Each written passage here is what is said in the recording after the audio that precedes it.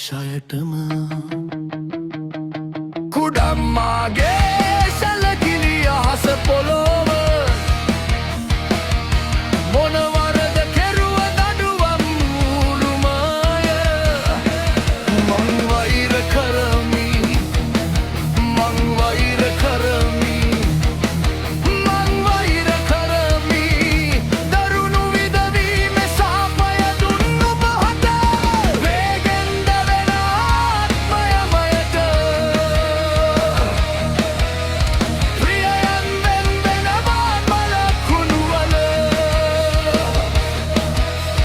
ආපසු නොහැරි යන්න දියන් මට ආත්මයම පූජා කරපු බවට සාපය